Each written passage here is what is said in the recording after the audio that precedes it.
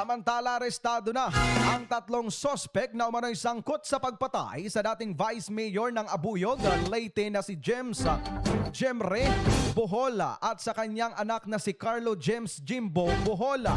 Isinagawa ang pag-aresto ng Police Regional Office 8 katuwang ang Anti-Kidnapping Group at Criminal Investigation and Detection Group o CIDG sa Pasay City matapos matunton ang mga sospek sa pamamagitan ng sinasabing getaway vehicle na ginamit sa krimen.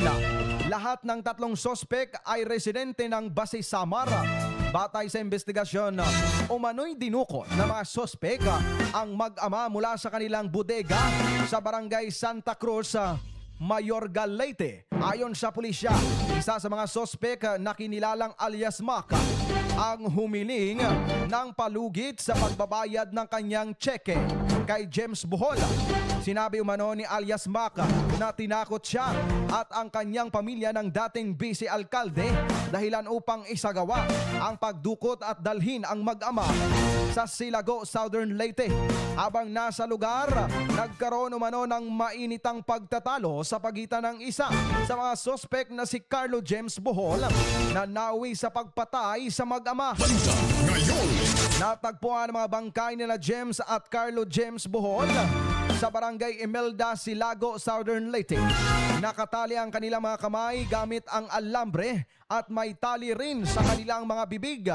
Ayon kay PRO 8 Regional Director Police Brigadier General Jason Capoy, natunton ng mga otoridad ang galaw ng mga suspect sa pamamagitan ng GPS data mula sa nirentahang sasakyan. Mula rito, natukoy ang rutang dinaanan ng sasakyan, kabilang ang barangay Tubod, Silago, bago natagpuan ang mga biktima sa barangay Imelda.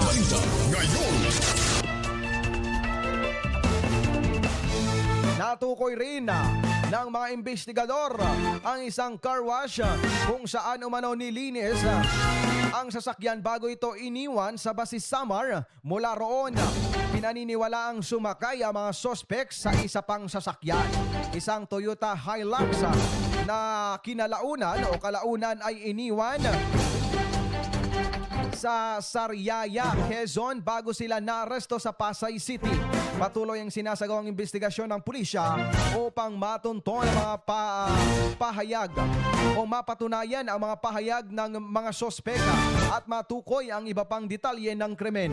Si James Bohola ay isang negosyante at nagsilbing Vice Mayor ng Abuyog, Leyte bago nabigo sa kanyang bid para sa re-election noong 2025. Balita ngayon.